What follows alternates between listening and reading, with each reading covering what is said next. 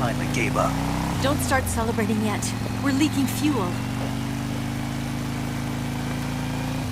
Damn it. Tank shot up.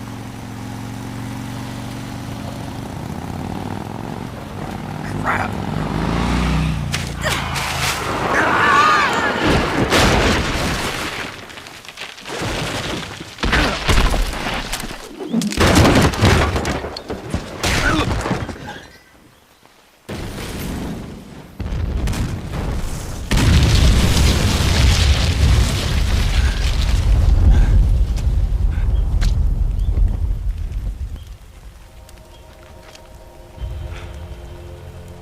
Eva! I'm over here.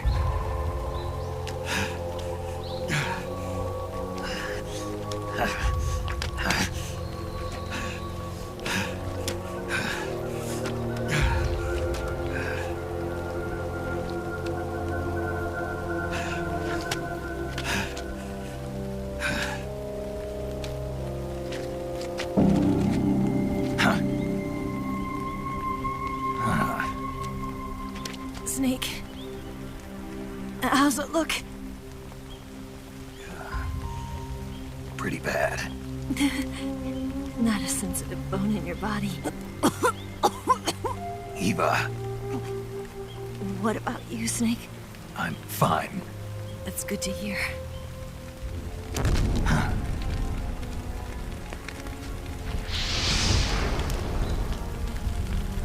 We have to get away from here, Eva. Let's go. Leave me. Eva! The boss is waiting for you.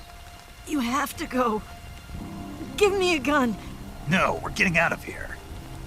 We're still far away from the lake. I'll never make it. I can't believe this. Uh-huh. I never thought I'd see you act this weak. What do you mean? Listen to me, Eva. We're doing this together. No, you...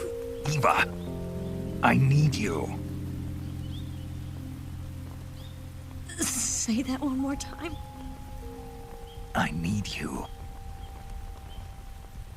I can't fly the wig by myself.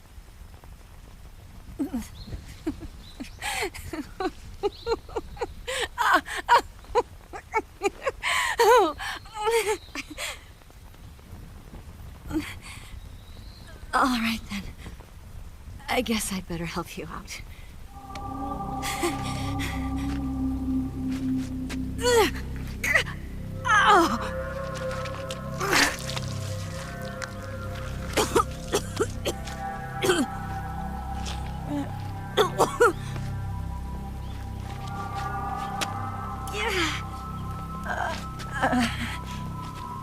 You're lucky to have me. No.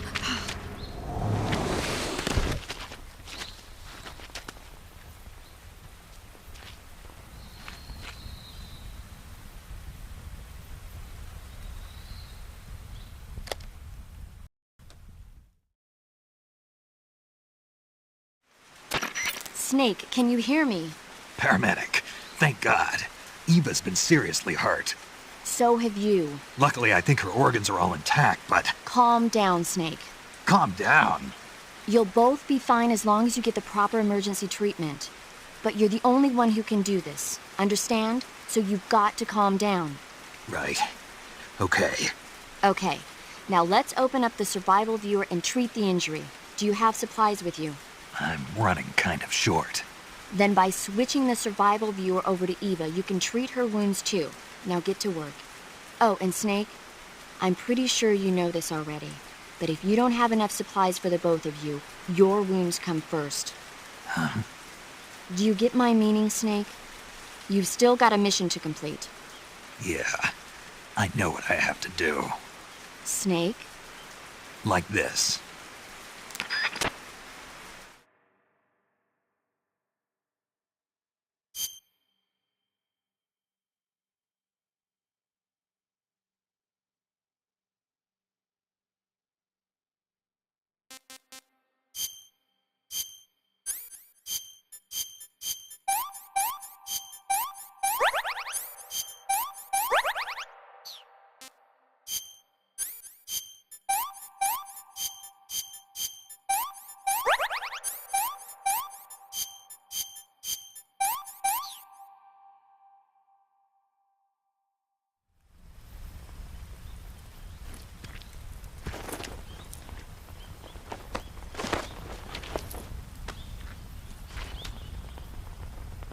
Can you walk?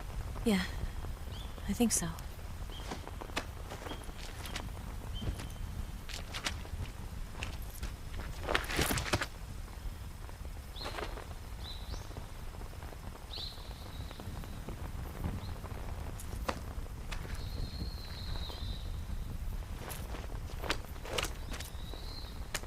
Here. It's different from the Mauser. When you're using a two-hand grip, you have to be careful where you put your hands or your fingers will get burned by the exhaust gas from the cylinder gap.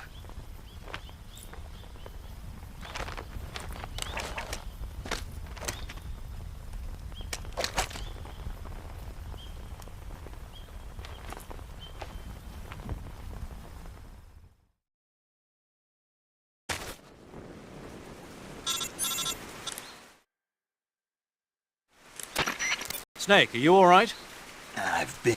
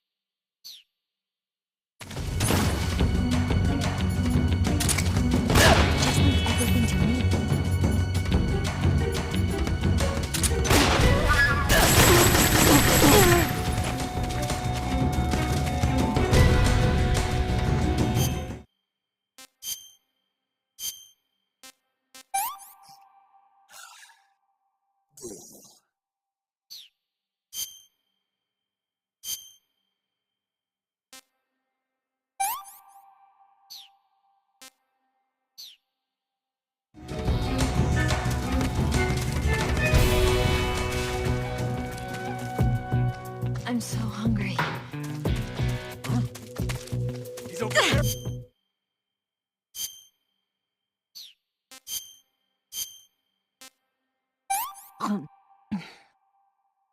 This tastes like crap.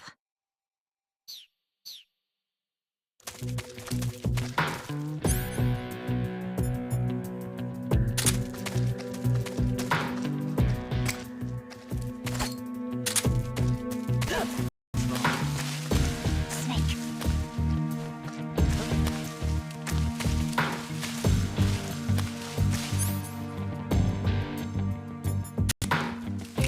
Where did that come from?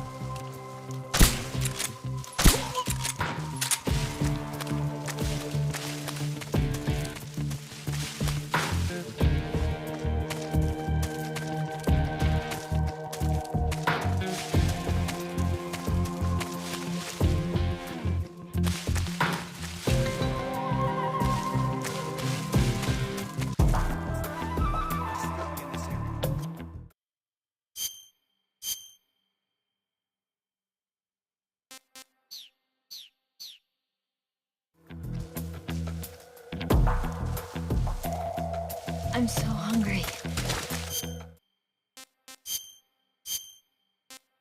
Oh, yuck.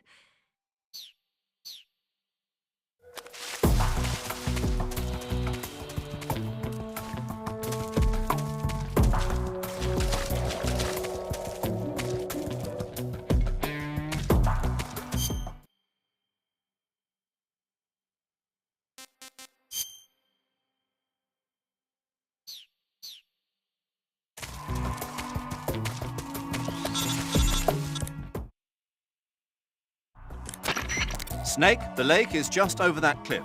Eva should be able to climb it if you help her. Keep her close to you.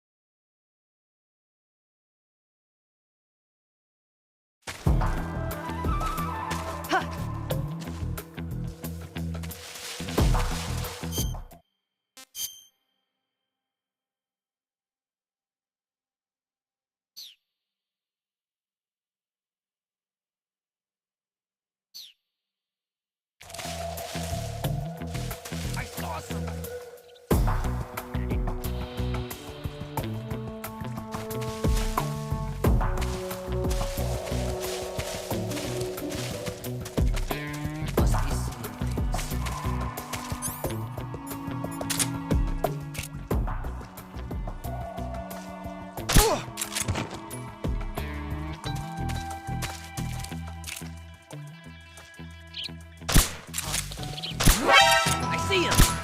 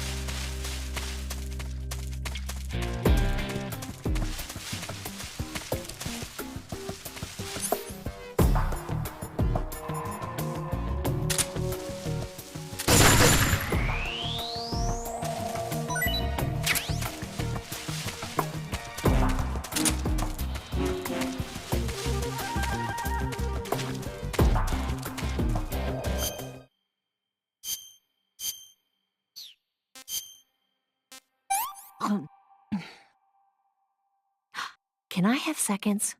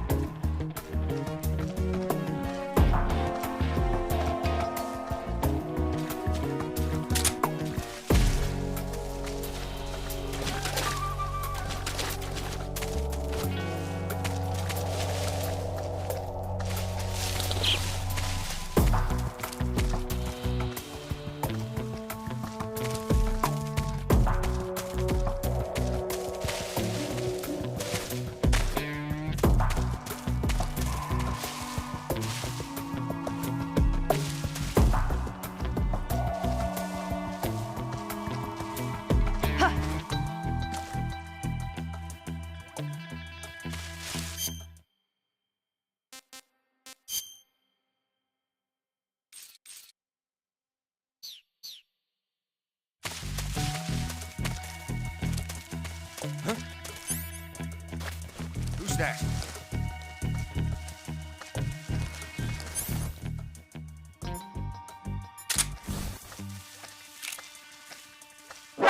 I see him. Ah!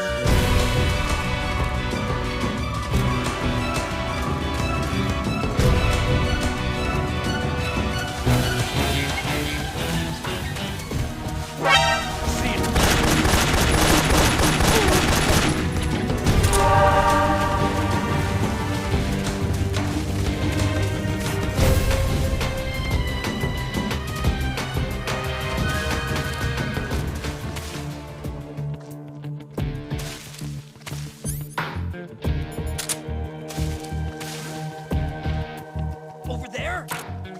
I'm so hungry. Over there? Leave this to me.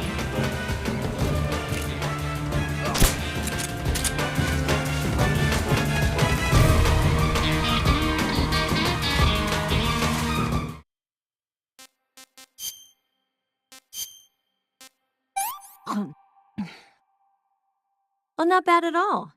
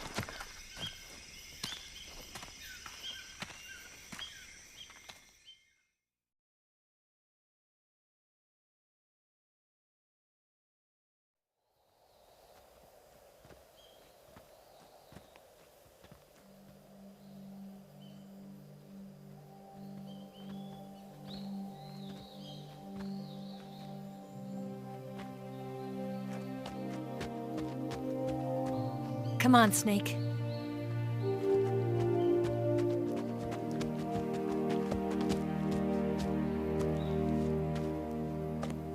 We made it.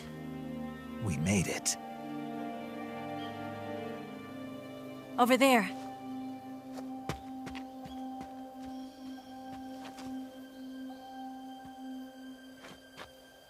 It's the boss, isn't it? I'll go get the wig ready to take off. Right. I'll leave you two alone. But come back in one piece, okay?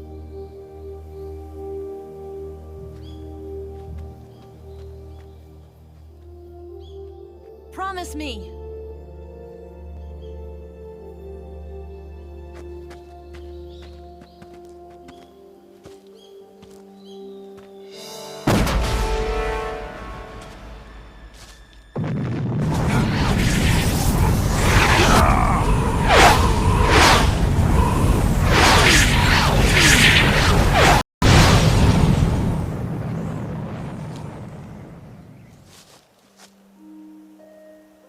Life's end.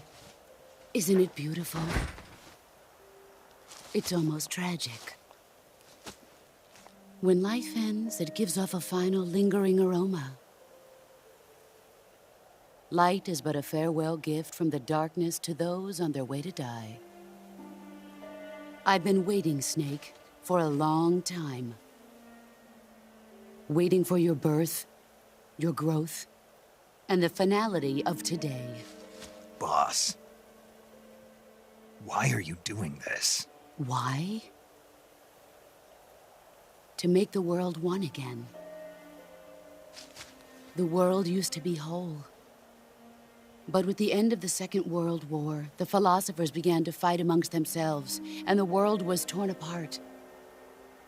The Cobras, my comrades who trained and fought alongside me, were torn apart as well. The foibles of politics and the march of time can turn friends into enemies just as easily as the wind changes. Ridiculous, isn't it? Yesterday's ally becomes today's opposition. And this Cold War? Think back. When I was leading the Cobras, America and Russia were fighting together.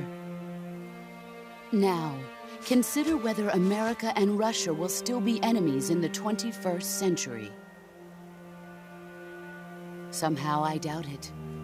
Enemies change along with the times, the flow of the ages, and we soldiers are forced to play along.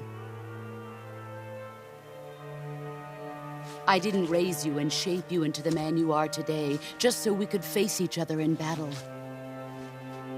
A soldier's skills aren't meant to be used to hurt friends. So then what is an enemy? Is there such a thing as an absolute timeless enemy? There is no such thing, and never has been. And the reason is that our enemies are human beings like us. They can only be our enemies in relative terms. The world must be made whole again. The philosophers must be reunited.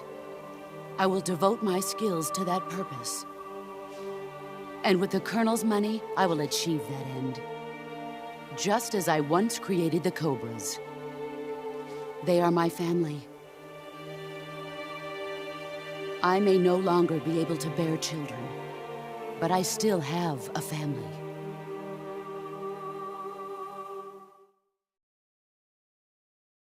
It was November 1st, 1951. I was in the Nevada desert participating in atomic testing.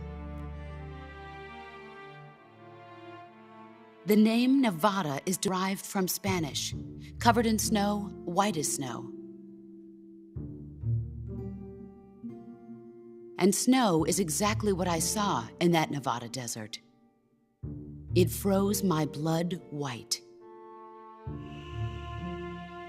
Snake, you were an atomic test subject, weren't you? On Bikini Atoll. That's part of the reason I was drawn to you. You and I are alike. We're both slowly being eaten away by the karma of others.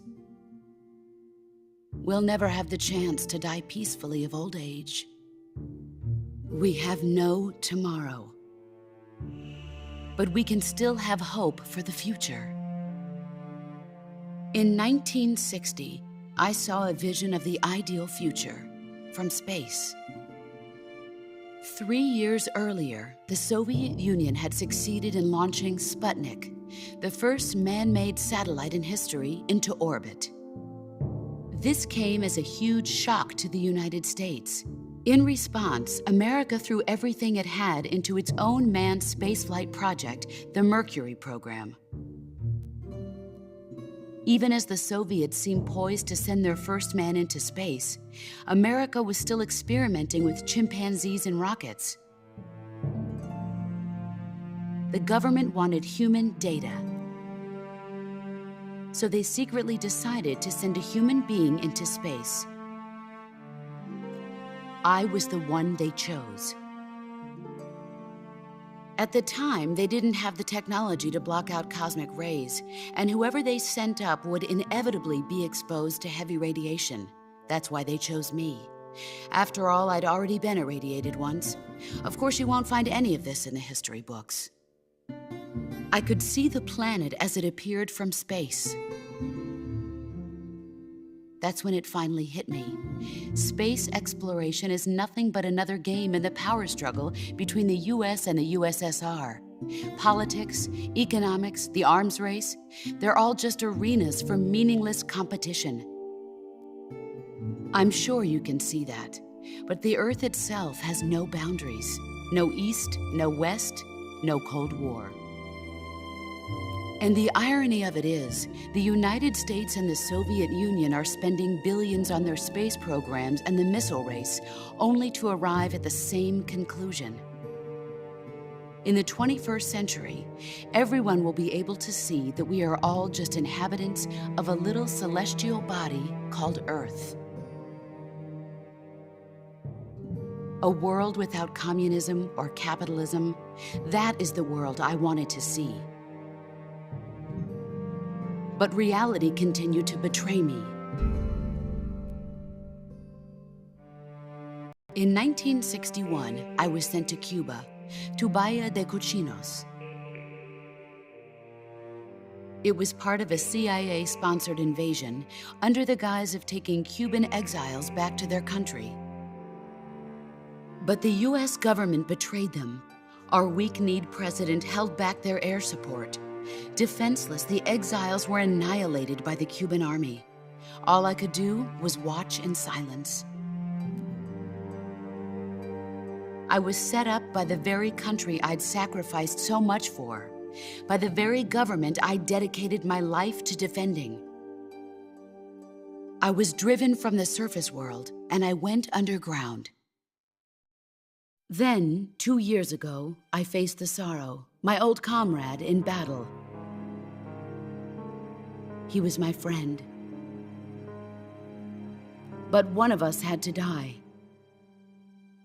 I was left with no choice. The sorrow gave his life for me. There is no enmity between us. One must live, and one must die. That was the mission. The ones who gave me that mission were the philosophers. Early in the 20th century, the true holders of power in the United States, the Republic of China, and the newly formed Soviet Union gathered together in a secret meeting that would later be known as the Wise Men's Committee. The secret pact they formed there marked the beginning of the philosophers. But the last of the original members died in the 1930s. After that, the organization began to run out of control, and the Wise Men's Committee degenerated into a mere shell of its former self. The philosophers of today have no sense of good or evil. Their influence extends to countries and organizations involved in every aspect of every war. They have become war itself. That's how they operate. The sacrifices of war cause a shift in the times. This shift leads to renewed conflict, and in turn triggers the next war. Like a nuclear chain reaction, each conflict sparks countless others, forming an endless spiral that will continue on for eternity. Do you understand what I'm saying, Snake? By consuming me and you, the philosophers intend to keep that cycle going forever. It was my father who explained all of this to me. He was one of them. You see, I am the last remaining child of the philosophers. But after he revealed the truth, my father was killed by that same shapeless, formless organization. And my father isn't the only thing the philosophers have taken from me. In June of 1944, the Cobras and I took part in the landing at Normandy. We'd been given a top-secret mission to locate and destroy enemy V-2 rocket installations. I was pregnant at the time. The sorrow was the father. I gave birth on the field of battle. A beautiful baby boy. But my child was snatched away from me by the philosophers.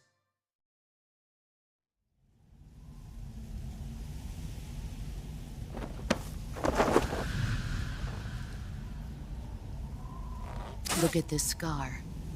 This is proof that I was once a mother. I gave up my body and my child for my country. There is nothing left inside me now. Nothing at all. No hatred, not even regret. And yet sometimes at night, I can still feel the pain creeping up inside me, slithering through my body like a snake.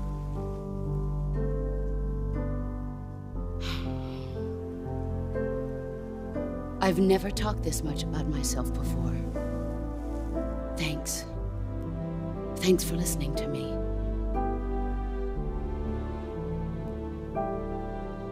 I feel content. Snake, commence the operation. I raised you. I loved you. I've given you weapons, taught you techniques, endowed you with knowledge. There is nothing more for me to give you.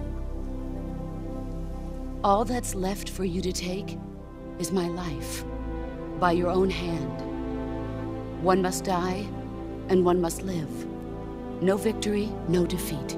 The survivor will carry on the fight. It is our destiny. The one who survives will inherit the title of boss. And the one who inherits the title of boss will face an existence of endless battle. I'll give you 10 minutes. In 10 minutes, MiGs will come and bomb the hell out of this place. If you can beat me in less than 10 minutes, you'll be able to escape in time. Let's make this the greatest 10 minutes of our lives, Jack.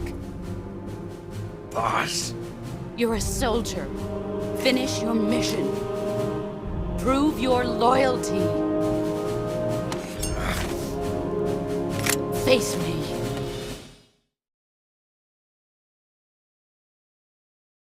Let's see what you're made of.